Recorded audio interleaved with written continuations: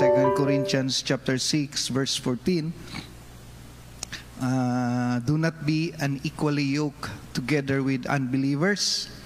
For what fellowship has righteousness with lawlessness, and what communion has light with darkness? Gina-challenge na to sa ato ang fellowship nga we should have one thing in common, no? Sometimes ma-mismatch ang ato ang life nga maghatag og dili maayo nga result. And usually sa common cases, both in love sa sinugdanan pa, pero naghatag og dili maayong effect. Tanang miduol sa gitawag na to complainant destiny tulpo, no? Nagsugod sila grabe ka in love. Tanang mga nag-file og mga legal separation og divorce, nagsugod sila og ka in love. And nganong ingnana man. Grabe man unta nilang paghinigugmaanay. Okay, one member sa ko ang unang church sa una kay no, naadyo ko, naapakus kasal. Do ang kasal naa sa gawas. And ang iyang igsoon mo'y active sa church. Grabe gyud ka in love. And ang sad ending, na silang duha karon sa lain-laing mga kamot. So therefore, di ginato pwede masaligan daghang mga aspects, no, sa maturity level, emotional, psychological, ug daghan pang mga area. And that is why si Paul nagaingon nga dili gyud dapat nato i-desisyonan right away ang atong life. So for this reason, mo ni atong isgutan karon since this is February Love Month. Okay? So as I said, no, nga last meeting, Matthew 22:37 to 38, nga ang atong mind dakog connection sa atong mga decisions nga gitawag og hypothalamus, which nag-challenge si Christ sa Matthew 22 nga love the Lord your God with all your mind, meaning ang imong mind must submit sa word sa Ginoo. Kay kung ang imong mind na contaminate lang diri sa kalibutan, kung ang imong mind wala nakakonect sa Ginoo, ang tanan natong decision, ang state of the mind, no, gikan sa atong mind before nato ma-perform ang act, magsugod gyud sa mind. Okay? If you remember Genesis chapter 2, before nakasala si Adan ug si Eva, nagsugod gyud sa ilang mind by saying, giingnan sila ni Satanas, you will be like God. Ang trigger point is naa didto, then nasayod ta, connects to the heart, then to the will. So muna ang challenge ni Paul, no, nga Philippians 2:5, let this mind in you be in you which was also in Christ. But pasabot, no, nga dapat naatay Christian mind, natay spiritual mind, wala tay worldly mind. Meaning dili ta makontaminate sa worldly nga mind, kay ang mind sa kalibutan, ang utok sa kalibutan is dili gyud mo submit sa Ginoo. Ang human knowledge dili gyud na siya kaayo maka-comprehend, dili day niya makuha ang mga butang langit nun. Managingon sa Colossians 3:1, set your mind on the things above. So ang world, ang kalibutan, ang ilang mind wala nakaset sa langit. Ang ilang mind wala nakaset sa Ginoo. Ang ilang mind nakaset sa kalibutan. Nga ang imong mauyab, ang imong maminyuan, basin walay Christian mind. Basin walay space sa iyaha ang spiritual mind. Nya ikaw naa. So dako kayo nga conflict, okay? So giingon ni Paul sa kay Titus chapter 1 verse 15, ingon siya, to the pure all things are pure, But to those who are defiled, unbelieving, nothing is pure, but even in their mind and conscience are defiled. But pasabot, no? Hugaw ang mind pag wala sa Ginoo. Okay? So, atong gisgutan last meeting nga ang oxytocin chemical is part siya sa biology sa life sa tao to inform us nganong gisgutan taning chemical because sometimes what we feel is not from God. So this information, no, a medical information, gi-inform ta nga usahay ang atong gibati to that person is no need to ask God for a sign. Okay? No need to ask God nga makaingon tag, Lord, ang akong gibati imo ba ni? Kaning naasa kong una mauna ba ni? Ang atong excitement, ang ato ang gitawag attraction, ang ato ang intention, tanan is sometimes just a chemical sa atong mind. Okay, humo naman ito ni gisgutan last meeting. So, according ni Norman Doids, okay, Doids, tama ba kung pagka-pronounce? Medical doctor, no? Kung gilantaw ang iyang book, The Brain That Changed Itself. Murag na self-healing ang brain, pero napoy self-destruction ang brain. Naghimo siya experiment, no? Dito sa Cambridge University, nagkuha siya 20 ka young men, mga batanon pa. Yung gikuha padulong sa 19 years old hangtod sa 34 years old, no? Unya gihimo niyang experiment, nangita siya mga volunteer nga matud pa niya sa mga volunteer is that katong mga porn addict, no? Sa tanang willing, no? Taas ni siya, ako lang nang gi-summarize dia. Taas na siya nga dokumento. Yun siya, sa tanang willing, mo join siya sa iyang experiment nga tanang mga porn addict, ibutangan niya kanang scanner sa brain, no? Brain scanner, ibutang sa brain, tanawon ang result kung unsa ang difference sa chemical sa brain nga while watching porn, no? Naglingkod sila sa scanner, dayon patanawon sila porn nga palabas, unsay dagan sa brain. Okay? So gitry nilang experiment, ilang gitan-aw ang gitawag reward centers, kanang love hormone na to, no? Kanang mga dopamine, mga oxytocin, mga serotonin. Okay, so kana isa tanawon daw ang mga reward hormones unsa ang effect. Okay? So according sa iyang pag-studies, na-shock sila, no? Astounding. Amaze sila. Kay ang compulsive users katong grabe gyud kaayo kaano, no? Kanang grabe ka addict sige nagtan-aw og kanang porn. Ingon siya, twice as active as those in the control group, similar to the response of drug and alcohol users. Kuya, was sa brain sa atong mind, no? Mas pari-pariho ra daw sila sa drug and alcohol addict. So, kuya, ang chemical pag mo respond sa ato ang brain.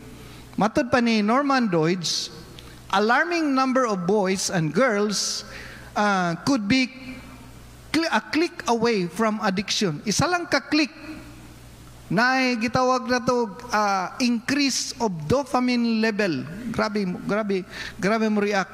And then nakita nila nga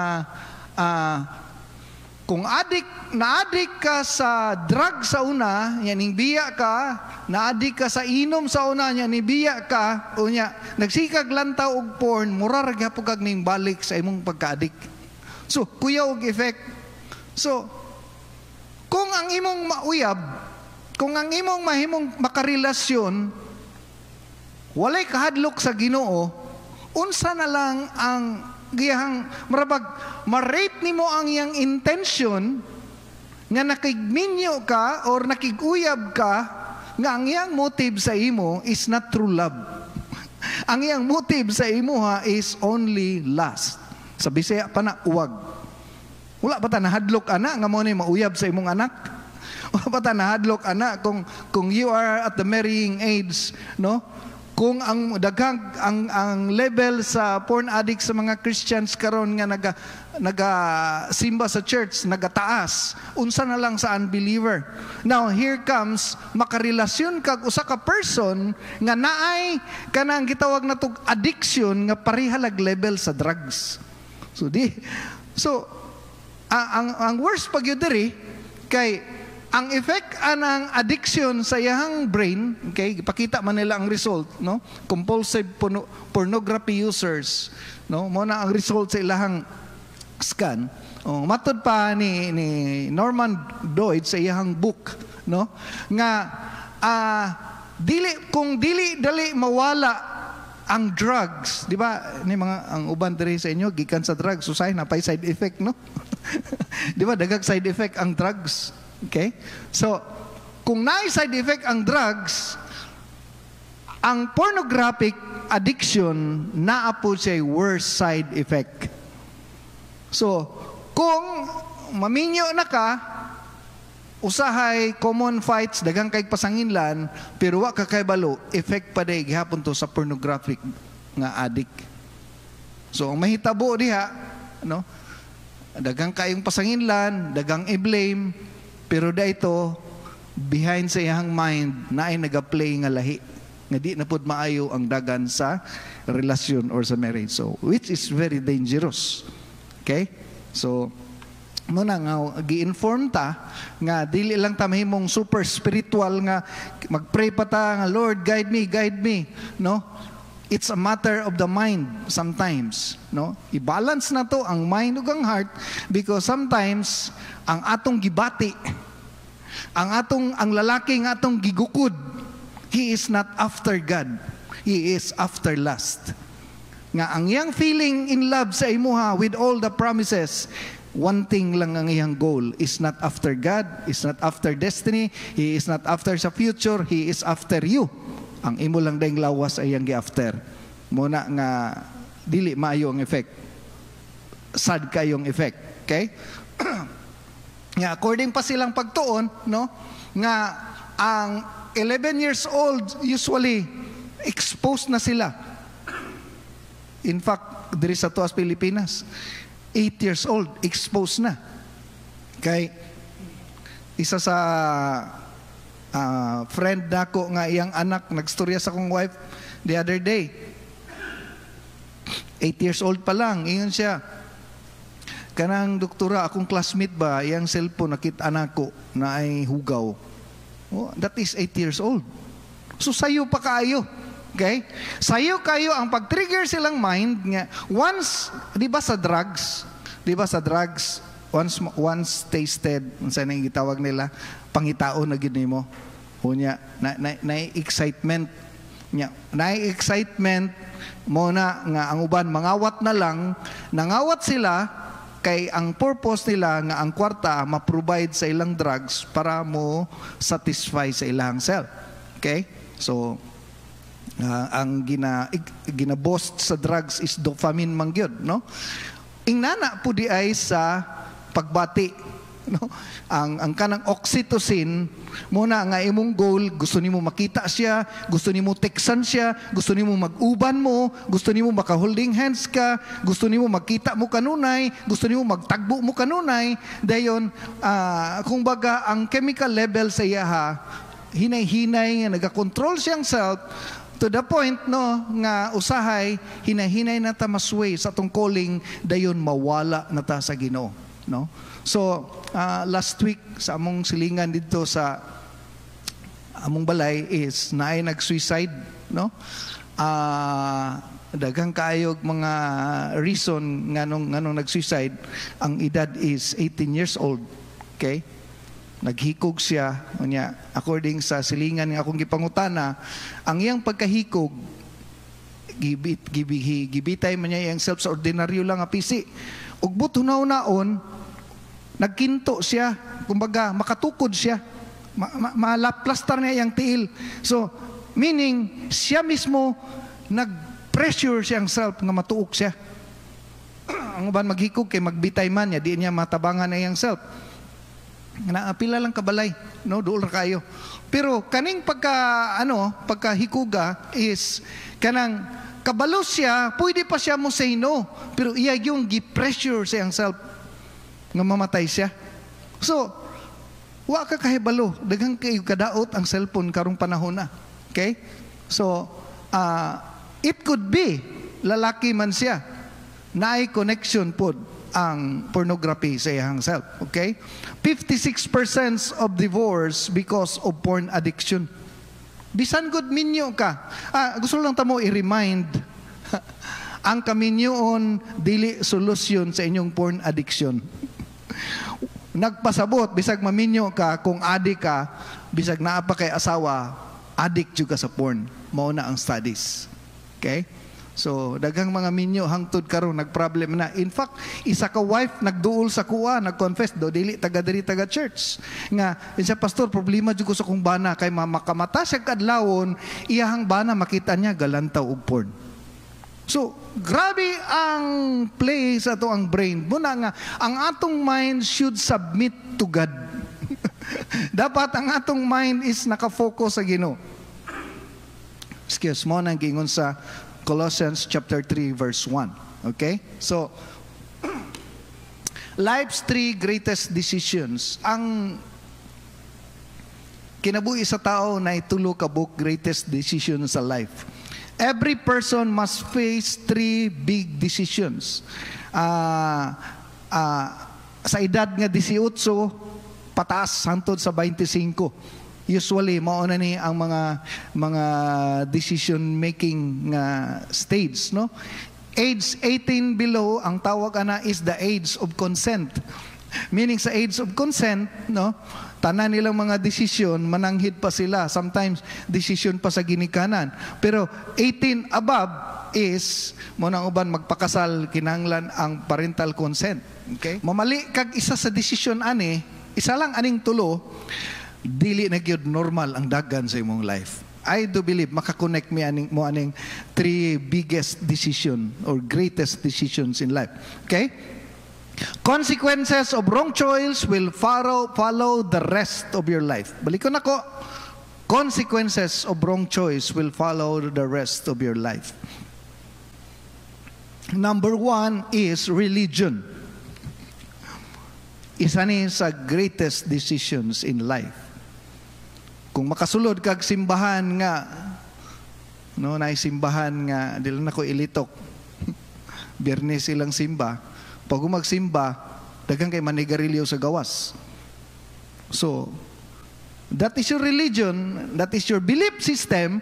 Ang imong belief system, ipasa nimo na sa imong anak hangtod sa coming generation, kaya mao ni atong relihiyon, no? Kung makasulod kag simbahan nga muatok sementeryo, magpakamatay dito sa unsa na ilahang gisunod-sunod diha, no? Sa Cebu. Greatest decision na, number 1 greatest decision in life. Because ang imong destiny, ang destiny sa imong family, ang destiny sa imong marriage, ang destiny sa imong mga anak, naka-attach aning 1 major decisions in life, your religion. So, makasulod kag sayop nga place, then that is your destiny for life. Kung makasulod kag reliyon nga pwede duha ang asawa, tulo ang asawa, then for the rest of your life, hasta imong mga anak, apil dito. So, nasabtan pa ko ninyo? And thank God, nakapuntos ta sa number 1 major decisions in life. Amen ba taliha?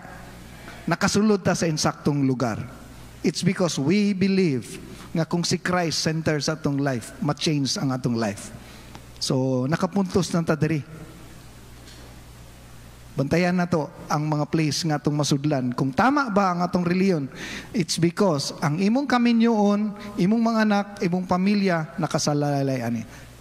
Ikaduha is your vocation. Ang kurso nga imong kuhaon. That is the second major decisions in life. Daghang kay nakahuman og nursing karon, call center. So, ang na-waste sa imong strength, imong time, energy, money, tanan. No? Daghang kayo nag-eskwela manghigala og kaning accounting, ang uban teacher, o nya karon tindiro sa NCCC Mall. So ang uban na himong manager sa hardware, o nya dili ang point ako dari is that gihurot na to time, energy, tanan paghuman dito nya di mao ang kurso nga imong nasudlan. It's because mali ang mapili nimo nga kurso kay kurso sa imong mama. Usahay ba ang kurso sa imong mama ipasa sa imo nya wala sa imong heart. Muna usahay dili magka-connect, so muna di pareha og landas. Okay, so that is the second major decisions in life. One false move, stalemate. So mao na nga bantayan nato ni. Okay, ikatulo is your partner. That is the third major decisions in life. Kay partner man akong gibutang, wa nagpasabot live-in. Okay, kasagarang live-in ang tawag partner man. Gigamit lang ako ng word partner is to whom will you marry? Kinsay imong mga maminyuan, and that is the third greatest decisions in life. Amen ba tadi mga dalagag ulitaw? Ina imong katapad pagpili gyud sakto. Ayo pagpili gwapo, pagpilig insakto. Ang sakto nga minyuan pangitaon sa sakto nga lugar. Kuha ba ko ninyo? Kung gusto kag tarong nga kaminyoon, ang imong partner pilion sa tarong nga lugar. Nagtagbo mo dito sa club. So, dili tarong nga lugar, di tarong nga kaminyoon. Okay? Nagtagbo mo sa cellphone. No, tarong ba na nga lugar? So, dili tarong nga lugar, dili tarong nga kaminyoon.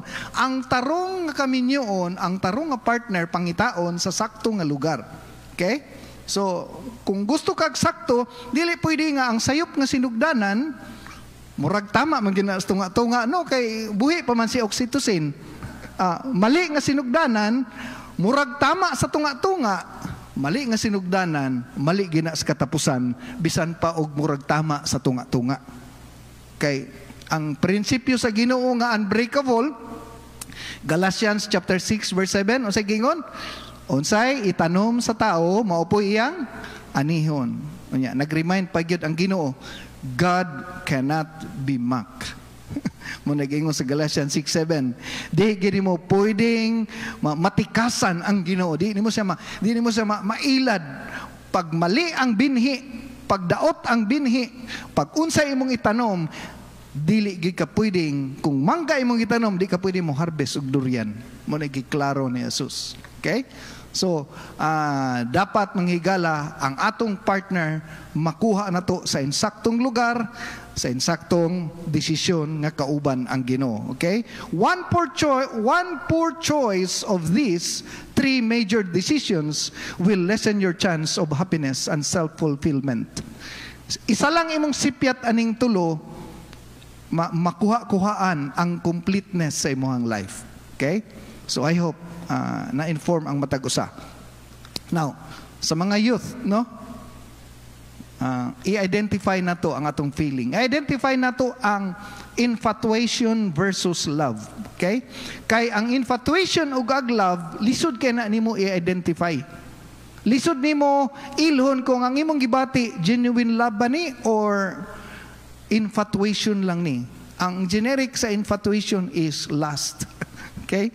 Ang infatuation is a strong feeling. Matod pa ni Google, ang meaning sa infatuation, no, is a strong feeling nga dali ra mawala. Okay? It is difficult to know whether your feeling is infatuation or genuine love. Lisod kayo ilhon kay nga naman puro ka dependent sa imong gibati. Mo na gingon sa Bible, no? Jeremiah 17:9 nga ang kasing-kasing limbungan. Okay? So infatuation means strong but not lasting feelings. Kusog kaayog pitik, kusog og force, but not lasting feelings. Okay? Not lasting feelings of love or attraction. Muna meaning sa infatuation. Kanang gigopuhan lang ka, gigwapahan ka, gidatuan ka, giseksihan ka, gibrightan ka, murabag kanang ano lang yun. Everything is only in your mind. According sa scientific studies, no, ang infatuation stage may last anywhere from 6 months to a year. From 6 months to 1 year. Mao na nga, pag nagani kay GMU, naa kay nagustuhan nga lalaki or babae, unya, makabalita gani ka nga murag nagbirig-birig sa salain, and that is not love. Sayo pa kay kagiingnan sa Ginoo nga mali na ang imong napili. Kuha ba na to? Pag makabalita gani ka nga kaning imuhang crush or ang imuhang MU, kanang MU naamoy mga ansin nga gibati nga kabalo ka nga pareha mog signal, unya o baka nagkauyab na mo, unya makabalita ka nga naa say lahi nga gibirig-birigan, confirm na nga ang iyang gibati is not love. It's only a strong feeling, ang meaning ana infatuation. So, too early for you nga giwarn ka sa Ginoo that you are in the wrong track. Mali na ang person nga imuhang napilian. Gi-inform na kadaan sa Ginoo. Kung mapakaslan man na nimo siya, ayaw na siyag mahaya. Kaysa sinugdanan pa lang, gipahibalo ka na. Diri magsugod ang away. Kay sinugdanan pa lang, gipahibalo ka na, and yet imong gidisregard. Okay? So, mao na siya ang ilhana, no? Nga infatuation. Natay mga daghan pang pangitaag area na. Muna ingon si Solomon na 700 kabuk asawa, na 300 kabuok kabit. Ano ka? Grabe man ang daghana na. So, siya mismo nakasulti sa iyang experience. Nakasulti siya, kay gikan naman sa dito. Kita o, pamanta kasulay. Okay? No? Pag ang dato imong pasultion, mingon ng mga dato, ay wala may naadiri. No? Ikaw di ka kasulti, ikaw pa kakasulay. Okay?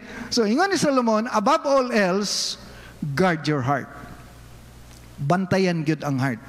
Because everything you do flows from it. Everything na hitabo sa imong life, kung di ka magbantay, pwedeng maguba imong life. Muna nga, emotion is a false guide. Ina imong katapad, emotion is a false guide. Nanghunghung ramaning uban. Kusga, emotion is a false guide. Ayaw na kalimti. Kay basin mabakakan kadiha. No?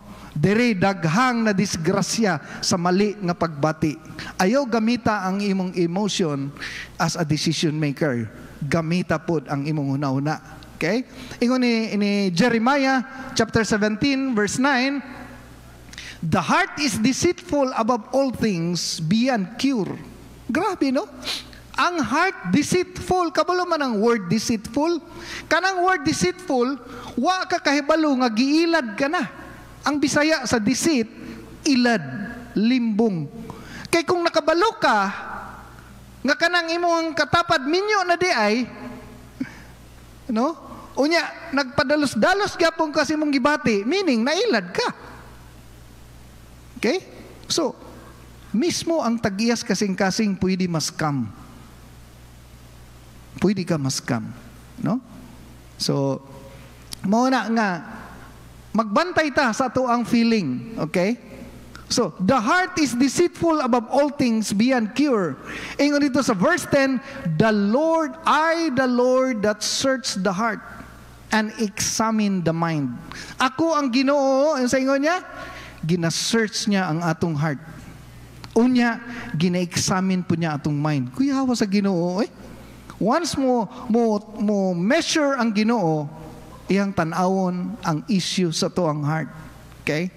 So, to reward each person according to conduct, according to what their deeds deserve. Okay? So anyway, ang atong subject karon dili para sa mga minyo. Pero ang mga minyo makarelate pud ani, no? Atong subject karon para sa mga ulita ug mga dalaga. Kay daghang mga faithful Christian minister kuyaw kayo mabitbit sa word of God pero nailad sa ilang pagbati ug nawala sila. That is why the true meaning of love is not a feeling, love is a choice. Okay? So, love develops slowly, infatuation rapidly, no? Ang love is you will learn. Kung ang matud pa ni Paul, loves, hope all things, believe all things, endure all things, meaning dili na siya immediate kanang love at first sight, infatuation. Okay? Kanang mas Star Trek ka, una pala nimong kita, nya ging nang kag hi, hello. Pwede ta mag-date, nya mas Star Trek ka. Infatuation, hingsaka si oxytocin. It's only a chemical, it's not from God. And for sure, ang lalaki kuyaw gina musaad. Sultian lang ta mo, no? Ang uban manghuram pagsakyanan para ingnon nay sakyanan. So, to win the heart, muna yun, guard your heart. Pero iwin lang ka, so karon mu-withdraw na ka, kay giingnan ka nga, babairo man to. And yet, sa imong mind, lisod na kay sila papaon, lisod na sila kuhaon, and that is why, matod pa ni Paul, no, nga be not equally yoked. Ay gyud pakig-uban diha, kay one day, matrap lang ang imong life. Love centers on one person, infatuation may involve several person. Pag tinuod na nga love, you can wait, in a right time, in a right place, dili kay automatic lang, no? Kay ang person nga infatuation daghag magustuhan, and for sure deceptive daan ang pagbati. Okay? So, love recognize the importance of compatibility. But pasabot ang tinuod nga love imong timbang-timbangon. Uy, nagpuyo ko sa daplin sa pa, siya nagpuyo sa condominium, basig di mi mag-workout ani, mo na love. No? Naga-consider ka ba? Imong ginalantaw ang mga possible effect. Wala ka gadali. Dili pwede nga inana lang kadali. Kay ang tinuod nga love, walay reason why nga nagustuhan nimo nga person. Kay nagustuhan nimo siya kay gwapa siya, inikawala sa iyang kagwapa, basin magmahay ka. Okay? Kung buutan siya, nya mawala yang kabuutan, mugawa siyang sungay, basig magmahay ka. Okay? Kung dato siya, nya mabankrupt siya, o nya, dili na siya mao si mong gi-expect, magmahay ka. Ang tinuod nga love, wala na siya level kung ingon nganong nahigugma ko sa imuha, wa ko kay balo kung dili nahigugma ka kay nasayod ka nga naay Ginoo sa imong life ug naay Ginoo sa iyang life. Kay kung tanaw nimo ang timbangan sa tao, di gyud mo survive. Okay? So love survives, separation, infatuation cannot. Pag once magbulag na gani ang manag-uyab o nay relasyon, mayong ka nga magbulag ta, makibulag ko sa imo kay simpre opposite ang faith. Basin through this Sunday school na made up imong mind, biyaan ako ni siya kay unbeliever ni, ako believer ni. Pag tinuod ang imong love, easy sa imo ha, mo release. Kaya ang tinuod nga love, makasurvive og mga separation. Okay? So meaning, sayang nabiyaan niya ang tinuod nga nahigugma. It's because sometimes we go to the wrong person. Love controls physical contact. Makontrol niya yung self. Ma-manage niya. Kaya niya muhulat hangtod sa altar sa kaminyoon nga dili magkas-advance. No? Meaning sa kas-advance, no? Wa pa'y sweldo, nangubra na.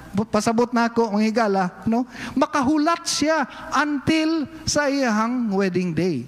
So, ang infatuation, isa sa sign. Kung nakay karelasyon karon, it might be marrying age ka, o niya, manghangyo na ganig, mga physical touch sa imo, ha? Then, it's a sure sign nga ang iyang gibati is dili love. Because true love, sumpay, true love waits. Ang tinuod nga gugma, magpaabot gyud og lisod na pangitaon karon. Okay? So, love is selfless, infatuation is selfish, love brings approval to the family, and then infatuation brings disapproval. Isa sa mga sign nga ang imong partner gikan sa Ginoo o hinatag sa Ginoo, paminaw, isa sa mga sign nga ang imong partner iya sa Ginoo o hinatag sa Ginoo is the approval of parents. Once your parents disapprove, It's one of the sign. Wa ko nagaingon final sign. Kaya na may mga believer o unbeliever na apoy uban gusto maminyo og Amerikano, gusto na ko maminyo imong anak, gusto ko maminyo kag Amerikano, no. Amen. Isa sa mga sign nga ang imong partner karon iya sa Ginoo is the approval of parents. Dapat kabalo siya mo respect, kabalo siya mo honor. Kay kung kabalo siya mo respect, meaning for the rest sa inyong marriage, i-respect niya ang imong parents. Pag mag-dishonor gani siya sa imong parents, kung kaya niyang dishonor, i-dishonor pa na niya one day pag maminyo na mo. Dishonoring is, ma-discover ni mo, ma-expose ang imong true heart through dishonoring. Mailhan kinsa ka, kay ang honoring is a sure sign nga kana imong partner gihatag sa Ginoo para sa imo. Okay? Taas bayag senses ning atong mga ginikanan, no? Kani mga ginikanan, how na mo detect? Amoy na nga kanay mong uyab bahalata kayong babaero. Uy, dili maoy ako ra daw ay. Ang atong ginikanan, taas na sila kuryente, no? Pildi nilang scanner sa MRI, no? Wala, nawong pa lang, kahalata na sila. Unya, ang mga ginikanan, kabalupot sila, nga ang imong partner is kanang Christ-centered, kabati sila na. No? Kabati sila anang wagon, kabati sila anang mga chicks adarit, kabati sila nga gidulaan lang ka, di ba atong nga gikanan, pero wa kita nagpadala kay nailad pud ta. Okay? So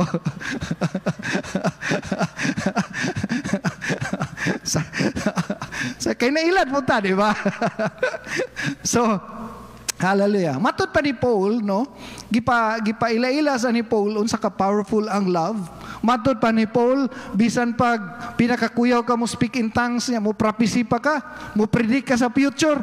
Matud pa ni Paul, if you don't have love, it's nothing to God. If you have the gift of prophecy, this is 1 Corinthians 13. No, nakakay klaseng kanang wisdom sa kalibutan, even mysteries, bisan pagpareha ka ni Nostradamus, bisan ang imong kabaret sa Biblia pareha ni Soriano. Pero kung wala ang love, matud pa ni Paul, it's nothing to God. Bisan pagod ipasunog nimo imong lawas, bisan pa miyong kag para sa imo buhaton ako ang tanan, no?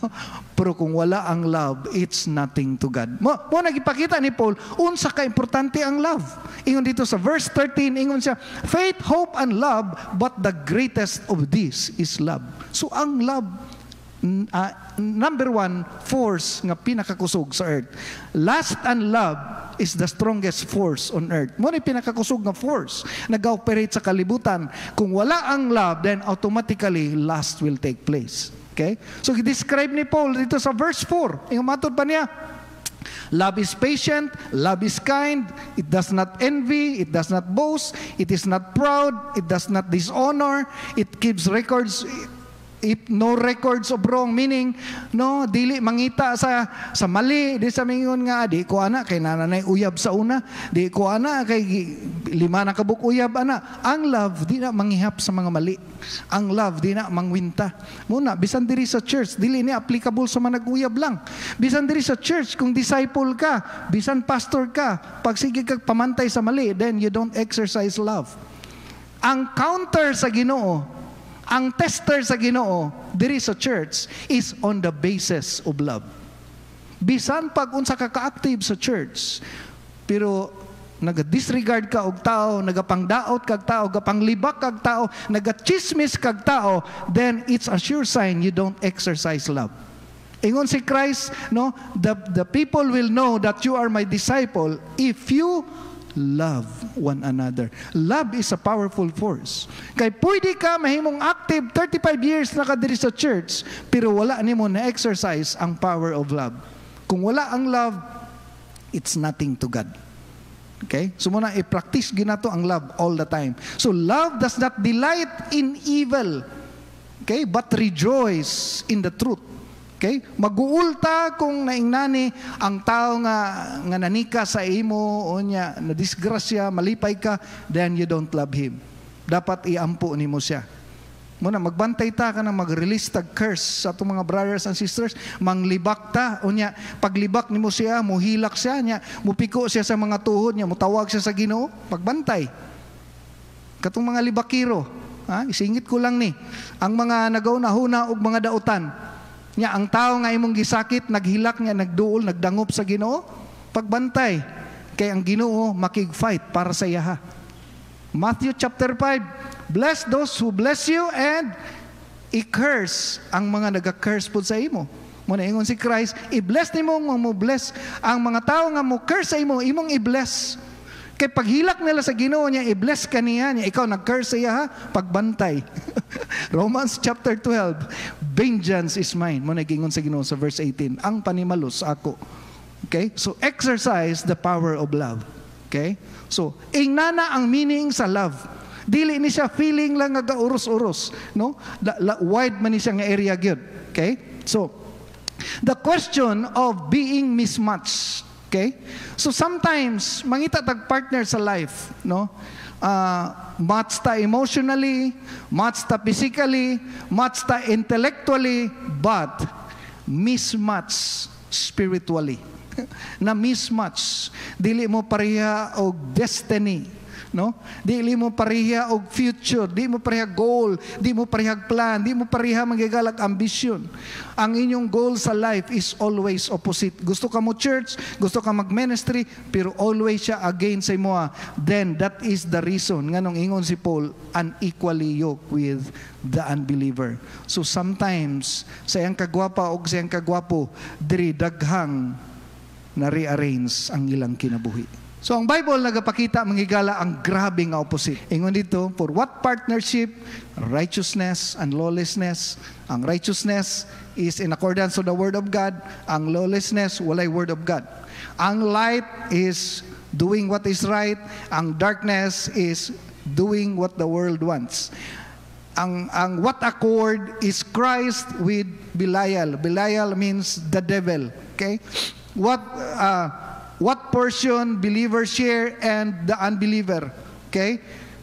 The temple of God and with idols. So muna itong isgutan next meeting. So I hope no nga kaning atong mga subject makatabang sa tuwa next meeting atong isgutan ning giingon ni Christ, come out from them and be separate.